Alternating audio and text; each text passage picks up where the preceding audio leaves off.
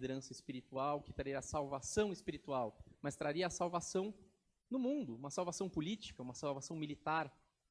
Então tinha essa ânsia de ver um líder vestindo uma armadura reluzente em cima de um cavalo imponente e forte. Isso também se dava não só pelo ideal histórico da época, porque não tinha apenas a pressão popular, mas, claro, tinha a incorreta interpretação de alguns textos da Torá, nosso Antigo Testamento, que acabavam levando muitos, principalmente religiosos, a compreender que o Messias seria, sim, um líder político, um líder militar, que traria a salvação de Israel debaixo das garras do Império Romano. Isso a gente consegue ver, por exemplo, no livro de Isaías, capítulo 61, pela leitura dos versículos 1 e 2. O profeta Isaías, ele diz que o Espírito do Senhor, ele viria para pregar as boas novas aos pobres, restaurar os corações aflitos, proclamar a liberdade dos cativos, anunciando o ano da graça do Senhor e o dia da vingança de Deus. Quem já estiver aberto no livro de Isaías, capítulo 61, versículos 1 e 2, assim diz a palavra do Senhor. O Espírito do Senhor Deus está sobre mim, porque o Senhor me ungiu para pregar boas novas aos mansos. Enviou-me a restaurar os contritos de coração, a proclamar liberdade aos cativos e a abertura de prisão aos presos, a apregoar o ano aceitável do Senhor e o dia da vingança do nosso Deus, a consolar todos os tristes. Muitos religiosos da época liam essa passagem, não só essa, mas dentre outras essa passagem de uma maneira como o ano da glória do Senhor viria também junto de sua vingança contra aqueles povos que estavam pesando sobre Israel. Mas nós sabemos que não é exatamente assim, até porque nós vemos que Cristo veio e não tivemos a vingança de Deus contra os povos. Tanto isso é verdade que, se a gente for analisar o Evangelho de Lucas, capítulo 4, os versículos 16 a 21, nós vemos exatamente isso. Nós vemos que Jesus está em Nazaré, fazendo a leitura justamente deste capítulo do livro de Isaías, e ele não faz menção ao trecho do dia da vingança do Senhor. E ele diz que naquele dia, essa passagem da Torá, nosso Antigo Testamento da Bíblia, está sendo cumprido. Assim diz o livro de Lucas, capítulo 4, dos versículos 16 a 21. E chegando a Nazaré, onde fora criado, entrou num dia de sábado, segundo o seu costume, na sinagoga, e levantou-se para ler. E foi-lhe dado o livro do profeta Isaías, e quando abriu o livro, achou o lugar em que estava escrito, : O Espírito do Senhor está sobre mim, pois que me ungiu para evangelizar os pobres, enviou-me a curar os contritos de coração, a proclamar liberdade aos cativos e a restauração da vista aos cegos, a pôr em liberdade os oprimidos, a anunciar o ano aceitável do Senhor. E cerrando o livro, e tornando-o a dar ao ministro, assentou-se, e os olhos de todos na sinagoga estavam fitos nele. Então começou a dizer-lhes: hoje se cumpriu esta escritura em vossos ouvidos. Cristo não disse que se cumpriu o dia da vingança. Cristo, naquele momento, disse que se cumpriu a escritura do ano da graça de Deus. Ou seja, Cristo, o Messias, não veio naquele momento para pelejar pelos judeus contra os povos que pesavam sobre Israel. ele veio por algo muito mais essencial a todos nós. Outro texto que traz a interpretação de que o Messias poderia vir para pelejar por Israel é o livro de Zacarias, no capítulo 14, os versículos 1 a 3, em que é dito que no dia do Senhor, o Senhor pelejará contra as nações que se ajuntarem contra Jerusalém. Assim diz o livro de Zacarias, no capítulo 14, os versículos 1 a 3. Eis que vem o dia do Senhor, em que teus despojos se repartirão no meio de ti, porque eu ajuntarei todas as nações para a peleja contra Jerusalém, e a cidade será tomada, e as casas serão saqueadas, e as mulheres forçadas, e metade da cidade sairá para o cativeiro, mas o restante do povo não será extirpado da cidade. E o Senhor sairá e pelejará contra estas nações, como pelejou, sim, no dia da batalha. Então, muitas pessoas daquela época viam o Messias como o grande líder militar que traria a liberdade à nação de Israel. Mas nós temos uma outra questão. Até então, o que seriam dos gentios? Como Deus poderia simplesmente pelejar contra os gentios se ainda os gentios não tinham a oportunidade de se voltar diante do Senhor e declamar o seu amor ao Senhor? Nós já falamos aqui na igreja que Deus é amor. E nós já falamos aqui na igreja também que Deus é justiça. Deus é amor, eu acho que nós temos um versículo que está na cabeça de todos nós, João 3,16, porque Deus amou o mundo de tal maneira que entregou o seu Filho para todo aquele que nele crê não pereça, mas tenha a vida eterna. Mas nós temos também a evidenciação de que Deus é justiça. No Salmo 11, verso 7 diz, pois o Senhor é justo e ama a justiça. Sendo Deus justo, Deus deve dar a oportunidade para que todos se salvem. Então, antes de pelejar contra os gentios que estavam se colocando de maneira contrária a Israel, Deus iria abrir a porta aos gentios. Não dá para dizer que Deus viria montado num cavalo como um líder militar para pelejar em favor de Israel contra essas nações, antes de abrir espaço para que os gentios falassem, eu creio em Deus, eu tenho o Senhor como meu Pai. E é justamente isso que primeiro faz o Messias, abrir essa porta. No livro de Isaías, capítulo 49, o versículo 6, nós vemos que o Messias seria e foi enviado para dar luz aos gentios e ser a salvação do Senhor até os confins da terra. Assim diz Isaías 49:6. Disse-me mais, pouco ao que sejas o meu servo, para restaurares as tribos de Jacó e tornares a trazer os preservados de Israel. Também te dei para a luz dos gentios, para seres a minha salvação até a extremidade da terra.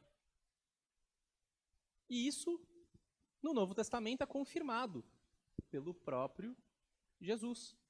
Em Mateus, capítulo 8, os versículos 5 a 13, quando Jesus opera um milagre em favor de um soldado romano, que tem um soldado romano que está aflito porque ele tem um servo que está doente, Jesus diz expressamente que terão gentios sentados à mesa de Abraão, Isaque e Jacó na eternidade. Assim diz Mateus 8, de 5 a 13.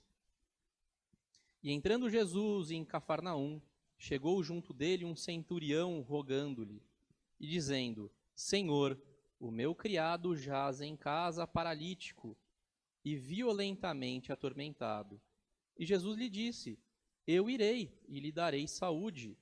E o centurião respondendo disse: Senhor, não sou digno de que entres debaixo do meu telhado, mas dize somente uma palavra e o meu criado há de sarar. Pois também eu sou homem sob autoridade, e tenho soldados às minhas ordens. Digo a este, vai, e ele vai, e digo ao outro, vem, e ele vem. E o meu criado, faz isto, ele o faz. E maravilhou-se Jesus ouvindo isto, e disse aos que o seguiam: Em verdade vos digo que nem mesmo em Israel encontrei tanta fé.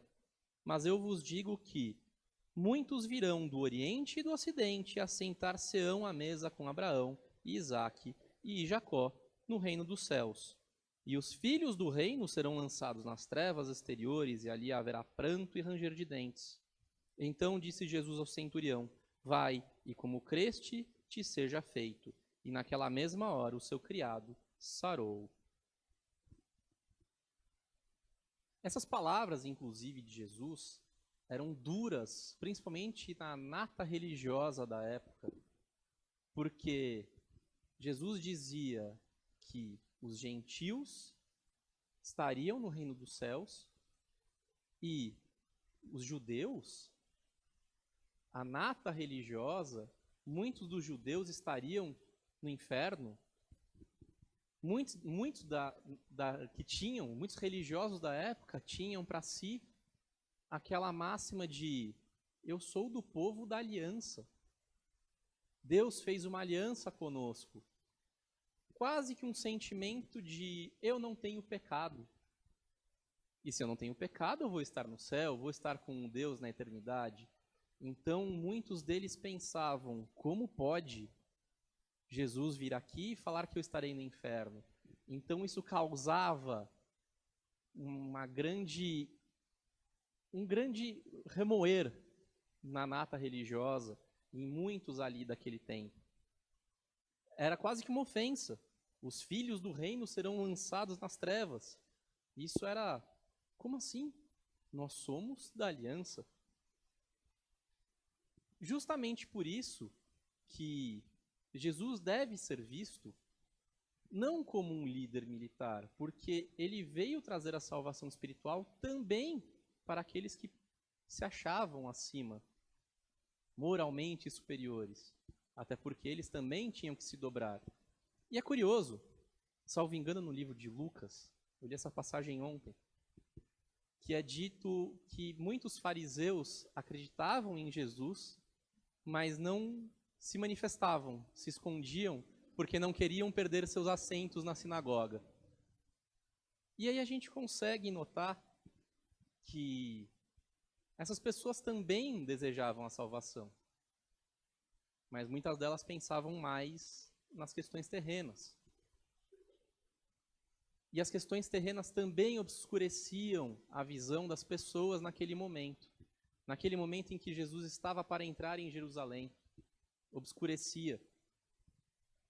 Cristo, por muitos, acabava sendo visto como uma ameaça, principalmente para essa nata religiosa, como uma ameaça por conta dele dizer abertamente de que alguns religiosos não iriam para o reino dos céus. Era visto como uma ameaça porque ele dizia que os gentios se assentariam à mesa junto de Abraão, Isaque e Jacó. Isso seria uma afronta até pelas religiosidades da época. E nessa situação de ebulição popular em que tinha a necessidade de um líder militar e, ao mesmo tempo, muitas pessoas clamando por salvação e muitas pessoas desejando que Cristo viesse salvar e outras torcendo o nariz, que a gente vê Cristo chegando em Jerusalém. Para começar, no cumprimento de uma profecia. Nosso texto, que já foi lido inicialmente, Zacarias 9:9, traz a profecia de que o rei de Israel, o rei dos reis, o Senhor dos senhores, viria pobre, sentado em um jumentinho. Faço questão de ler novamente, Zacarias, capítulo 9, versículo 9. Alegra-te muito, ó filha de Sião, exulta, ó filha de Jerusalém. Eis que o teu rei virá a ti, justo e salvador, pobre e montado sobre um jumento, e sobre um jumentinho, filho de jumenta. É muito relevante essa profecia. Por quê? Porque aqui nós já temos a primeira grande característica de quem é o Messias. O Messias é o Filho de Deus, sem dúvida. O Messias é o Rei dos Reis e o Senhor dos Senhores, sem dúvida. Mas o Messias é servo. Pobre, montado em um jumentinho. Naquela época, e isso perdurou por bastante tempo, sempre se teve a ideia de um rei ser poderoso, imponente, que demonstra sua força. Geralmente nas campanhas militares, quando os reis se sagravam vencedores, eles entravam pela porta principal da cidade, montado em um cavalo imponente, diante de um grande e numeroso exército, utilizando as armaduras mais reluzentes, com todas as armas e espadas que se podem apresentar, para demonstração de força, para mostrar até para a população, vocês estão protegidos sob o meu manto. E isso perdurou por muito tempo. Isso não aconteceu apenas no tempo de Jesus. Muitos e muitos anos depois, Napoleão Bonaparte, por exemplo, entra em Paris montado em um cavalo. Muitos anos depois, na época da Segunda Guerra, quando Hitler invade a França, ele entra e passa por baixo da Champs-Élysées, justamente demonstrando todo o seu poderio militar da época. E hoje nós vemos isso, os presidentes das nações tentando demonstrar força das mais diversas maneiras, tentando demonstrar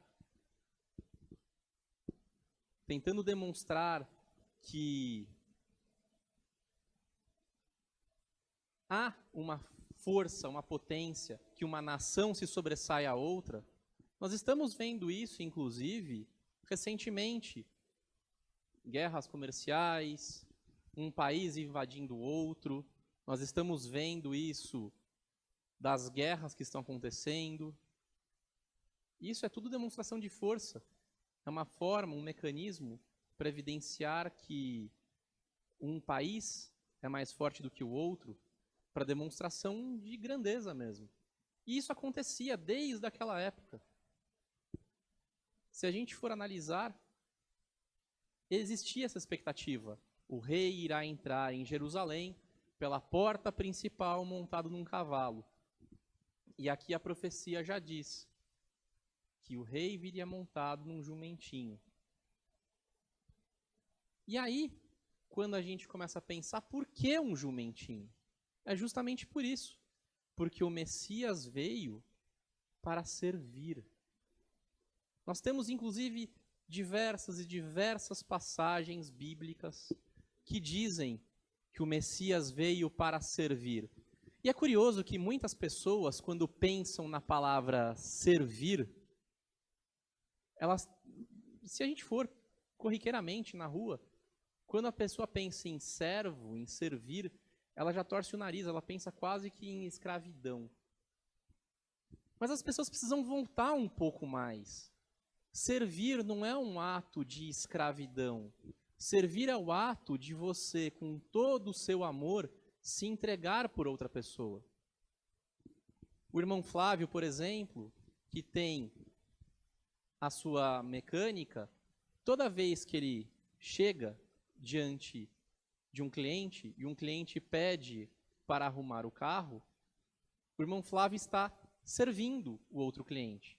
Claro que algumas pessoas servem de graça, outras pessoas cobram para servir, mas o irmão Flávio, na sua mecânica, está prestando um serviço.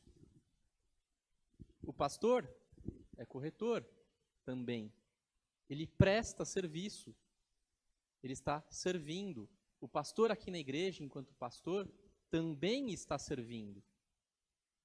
Cristo também veio para servir. se entregar, se doar por nós. Por isso que ele vem montado em um jumentinho e não em um cavalo imponente. E essa profecia se cumpriu? Se cumpriu. Nós temos 4 textos que mostram evidentemente que isso se cumpriu. Eu vou mencionar os 4, mas eu só vou fazer a leitura de um. É em Mateus, capítulo 21, dos versículos 1 a 11. Esse vai ser o que eu vou fazer a leitura, então se os irmãos quiserem indo para lerem em conjunto. Temos também em Marcos, capítulo 11, dos versículos 1 a 11. Lucas, capítulo 19, versículos 28 a 40. E João, capítulo 12, dos versículos 12 a 15. Vamos ler Mateus, capítulo 21, do 1 ao 11. E quando se aproximaram de Jerusalém e chegaram a Betfagé, ao Monte das Oliveiras, enviou então Jesus 2 discípulos, dizendo-lhes: Ide à aldeia que está defronte de vós, e logo encontrareis uma jumenta presa, e um jumentinho com ela. Desprendei-a e trazei-mos. E se alguém vos disser alguma coisa, direis que o Senhor os há de mister, e logo os enviará. Ora, tudo isso aconteceu para que se cumprisse o que foi dito pelo profeta, que diz: Dizei à filha de Sião, eis que o teu rei aí te vem, manso e assentado sobre uma jumenta, e sobre um jumentinho, filho de um animal de carga. E indo os discípulos, e fazendo como Jesus lhes ordenara, trouxeram a jumenta e o jumentinho, e sobre eles puseram as suas vestes, e fizeram-no assentar em cima. E muitíssima gente estendia as suas vestes pelo caminho, e outros cortavam ramos de árvores, e espalhavam pelo caminho. E a multidão que ia adiante, e que o seguia, clamava dizendo: Hosana ao filho de Davi, bendito o que vem em nome do Senhor, hosana nas alturas. E entrando ele em Jerusalém, toda a cidade se alvoroçou, dizendo: Quem é este? E a multidão dizia: Este é Jesus, o profeta de Nazaré da Galileia. Cristo cumpriu a profecia, entrando na cidade em cima de um jumentinho. Mas mesmo cumprindo a profecia, ainda assim, muitas pessoas não conheciam a Cristo. Isso tudo que foi dito foi para a gente conhecer como estava a situação social da época. Mas, mesmo diante de toda essa situação, mesmo diante de todos os milagres, mesmo diante de todos os sinais, e mesmo diante de todos os ensinamentos, muitos não conheciam a Cristo. E isso a gente consegue ver, inclusive, do texto que a gente acabou de fazer a leitura. Muitas pessoas clamavam: Hosana. Hosana significa salve-nos, vem nos salvar. Muitas pessoas clamavam por salvação. Alguns tinham conhecimento de que a salvação era espiritual, mas nem todos. Inclusive, é dito no livro de João que mesmo alguns dos apóstolos de Jesus não entenderam no momento, vieram a compreender depois. Ou seja, mesmo para as pessoas mais próximas de Cristo, isso não estava completamente compreendido. Outras pessoas clamavam por Hosana justamente porque desejavam a vinda de um herói militar, queria retirar Israel das mãos de Roma. E outros clamavam por um rei, sem compreender qual seria esse rei. E pior, como a gente pode ver no final do livro, dessa leitura de Mateus, alguns ainda perguntavam: quem é este? E quem era? E a resposta não ajudava a compreender, porque ao invés das pessoas falarem: este é o Messias, este é Cristo, este é o Filho de Deus, a resposta é: este é o profeta de Nazaré. Ou seja, a população da época não tinha compreensão de quem estava ali ingressando à cidade. Não tinha real compreensão de que Cristo, que Jesus era e é o Messias. E quem tinha compreensão de que era o Messias não compreendia o que é ser o Messias. E por que isso é tão relevante para nós? Porque nós temos que compreender, primeiro, que Jesus é o Messias e, segundo, por que é o Messias. Como mencionado, Jesus veio sobre um jumentinho para servir. Jesus é rei? É o rei dos reis, é o Senhor dos senhores. Mas também é servo. Veio para servir, veio para se doar por nós. E qual é o maior ato de amor que alguém pode ter no ato de servir? Se servir de corpo e alma. Jesus se entregou por nós. E eu acho que quem vai poder falar melhor do que qualquer um aqui, né, na semana que vem vai ser o pastor, porque a gente vai tratar justamente da Páscoa, que a gente vai tratar justamente do ato máximo do servir de Cristo, que foi se entregar à cruz por nós. Mas Cristo mostrou todo o seu amor servindo e servindo da forma mais sublime, se entregando, dando sua vida por nós. Nós devemos ter essa compreensão. Nós devemos ter a compreensão de que Cristo não veio para ser servido. Claro que, sendo rei, ele foi servido. E nós devemos servir a Cristo diariamente, todos os dias. Jesus veio para nos salvar do pecado. E curiosamente, Jesus tem o nome de Jesus porque diz que Jesus, do hebraico, significa o Senhor salva, ou o Senhor é o Salvador. Então o próprio nome de Jesus já dizia de maneira aberta e ampla que ele veio servir. Servir por intermédio da salvação. Mas Jesus também é o Rei dos Reis. E aí a pergunta que fica é, vendo que muitos não conheceram a Cristo naquele momento, vendo que muitos olhavam como um líder militar, um líder político, vendo que muitos sequer compreendiam quem é Cristo, isso se faz relevante para nós porque nós estamos vendo a Cristo como ele realmente deve ser visto, como ele merece ser visto? Ou nós estamos imaginando que Jesus é um caixa eletrônico para a gente jogar todos os nossos pedidos e esperar que ele venha atender os nossos clamores? Oh, meu Deus, eu estou com problemas financeiros, me faça ganhar uma bonificação no emprego. Oh, meu Deus, eu estou com um problema de relacionamento, toque no coração da minha esposa ou do meu marido. Oh, meu Deus, eu estou com um problema de saúde, resolva o meu problema de coração. Será que nós estamos olhando para Deus apenas como um provedor das petições que nós temos? Porque muitos, naquela época, estavam justamente vendo o Messias como aquele que iria solucionar os problemas terrenos das pessoas. O herói militar que vai se levantar contra Roma. E nós, estamos fazendo diferente dos fariseus daquela época?